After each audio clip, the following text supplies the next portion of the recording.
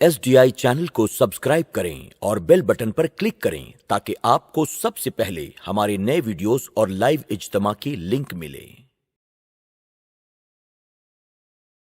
ज़कात वक्त से पहले निकाल दें। अब वक्त तो आ ही गया, वक्त से पहले क्या, पहले अशरे में ज़कात निकाल दें। जितनी भी अल्लाह तौफीक दे ज़कात निकाल दें, पहले ही निकाल दें ज़कात, ताकि जिनको ज़कात मिल जाए वो लोग त्यौहार की तैयारी कर लें, कपड़े ख़रीद लें, इफ्तार और सहरी के अखराजात उनके पूरे हो जाएं। मैं यहाँ बस बात ख़त्म करते करते एक पैगाम छोटा सा देना चाहता हूँ कि मालेगांव में आजकल जो ज़कात देने की एक नुमाइशी सिस्टम ईजाद की गई है, मुझे उससे सख्त तकलीफ़ है और मैं चाहता हूँ कि लोग इस पर तवज्जो करें। आजकल जो ज़कात दे रहे हैं ये नाम निहात सेठ लोग, इनके घर के आंगन में कतार लगती है और कतार लगाकर पहले ये टोकन देते हैं, टोकन, और फिर उसके बाद टोकन ले जाओ कतार लगा के, ताकि पूरे मोहल्ले में चर्चा हो कि फलां सेठ साहब ज़कात बांट रहे हैं। फिर वो टोकन लेकर के आओ, फिर 50-50 और 100-100 रुपये लेकर जाओ। ये कोई ज़कात भी? और फिर इस तरीके से पहली बात तो नुकसान उन सेठों का भी है और गरीबों का भी है। नुकसान सेठों का ये है कि अगर आपने मुस्तहिक को ज़कात नहीं दी तो आपकी तो ज़कात ही अदा नहीं हुई। इस तरह ये जो कतार लगा रहे हैं आप टोकन के लिए, तो उसमें तो कोई भी आएगा। अवाम को तो अल्लाह का खौफ कहाँ रहा? अरे अवाम तो अवाम है, किसको अल्लाह का खौफ रहा? इल्ला माशाअल्लाह। तो कोई भी आएगा कतार में खड़े होगा, टोकन लेकर जाएगा। अब जो टोकन लेने के बाद 100 रुपया 50 रुपये जो आप दे रहे हैं, तो अब वो जो ज़कात है उसका वो मुस्तहिक नहीं है, वो तो अदा ही नहीं होगी ज़कात। तो ज़कात ही आपकी अदा नहीं होगी, आप नुकसान में पड़ेंगे, आप गुनहगार होंगे। तो फिर क्या करें? तो ऐसे अजनबियों को ज़कात नहीं दी जा सकती, बल्कि मुस्तहिक तक ज़कात पहुंचनी चाहिए। आप कहेंगे कि हम तो अल्लाह के नाम पे दे देते हैं, सदका अल्लाह के नाम पे महल में रहने वाले को भी दे दे तो अदा हो जाएगा, नफली सदका। लेकिन ज़कात आपको ढूंढ कर देना होगा मुस्तहिक को।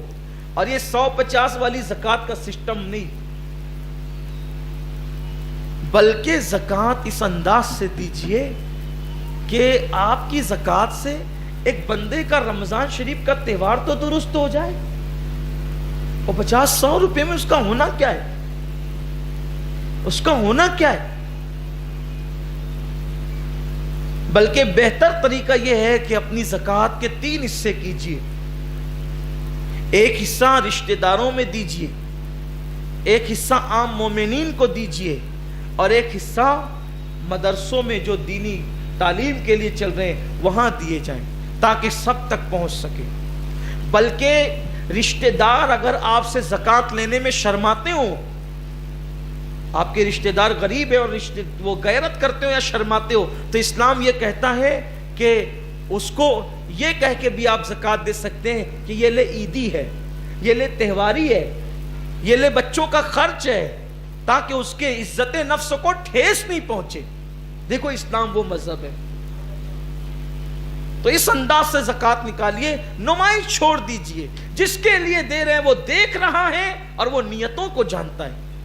ये कतार लगवा करके ज़कात देना इस्लाम में नहीं है। ये टोकन बांटना, 50-50 रुपये देना, ये सब ये छोड़िए इसको, और मेरी बात उन लोगों तक पहुंचाइए। अल्लाह ताला उन्हें भी तौफीक दे, देने वालों को। और आपसे भी कहता हूं उन लोगों तक भी ये बात पहुंचाइए कि अगर आप ज़कात लेने के मुस्तहिक नहीं हैं तो ज़कात मत लीजिए। अगर सेठ आपको लूम चलाने की वजह से हक रज़ा के नाम पे ज़कात देता है, आपके पास तो सैमसंग का 50,000 का मोबाइल है, आपके पास तो 80,000 की बाइक है, आपका खुद का मकान है, आपने ईद पर 5 ड्रेस सिलाने के लिए खरीद लिए हैं, अब आप कैसे ज़कात ले सकते? आपका ज़कात लेना भी नाजायज़ हुआ और उसका आपको देना भी नाजायज़।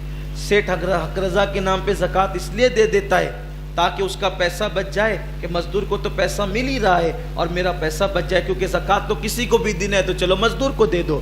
ہر مزدور زکوٰۃ لینے کے قابل نہیں ہوتا، تو حق رضا آپ کا حق ہے، آپ وہ لیجئے، لیکن یہ کہیے کہ بھئی میں نے زکوٰۃ نہیں لینا، میں زکوٰۃ کا مستحق نہیں ہوں۔ یہ چیزوں کا آپ خیال کریں اور یہ بات یاد رکھیں، یار اللہ دیتا ہے تو ختم نہیں ہوتا ہے، بندوں کا دیا ہوا تو ایک نہ ایک دن ختم ہونا ہے، اس لیے بندوں کی آس چھوڑو، اللہ سے آس لگاؤ، اور وہ نوازنے والا ہے، وہ جس کو دیتا ہے بے حساب عطا کرتا ہے۔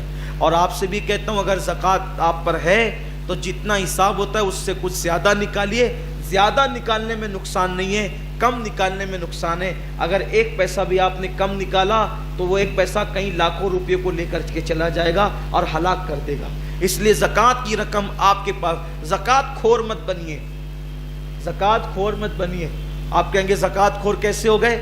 بھئی اگر 1 روپیہ آپ نے زکوٰۃ کا اپنے مال میں بچا لیا تو وہ 1 روپیہ آپ نے کھایا کہ نہیں کھایا؟ زکوٰۃ کا مال کھایا کہ نہیں کھایا؟ تو وہ 1 روپیہ لاکھوں روپے کو نقصان پہنچائے گا۔ جیسے اس کو یہ سمجھیے یہ زکوٰۃ مال کا میل ہوتی ہے، یہ مال کا میل ہوتی ہے، تو میلے چیز کو آپ صاف چیزوں میں رکھو گے تو بولو وہ اس کو میل لگائے گا کہ نہیں؟ یہ صرف سمجھانے کے لیے کہہ رہا ہوں، وہ میل لگائے گا کہ نہیں لگائے گا؟ تو ایسے ہی آپ کی رقم میں وہ زکوٰۃ کا پیسہ اب مال کی حیثیت سے، تو اس کو جلدی سے نکال دو اور پھر خوشخبری سنو۔ میرے آقا فرماتے ہیں جس نے زکوٰۃ دے دی اس کا مال اللہ کے قلعے میں محفوظ ہو گیا، اس کا مال اللہ کے قلعے میں محفوظ ہو گیا، تو جلدی سے نکال دو اور اپنے مال کو اللہ کے قلعے میں محفوظ کر لو۔ اللہ تعالیٰ سے دعا ہے کہ رب قادر و قدیر ہم سب کو عمل کی توفیق دے۔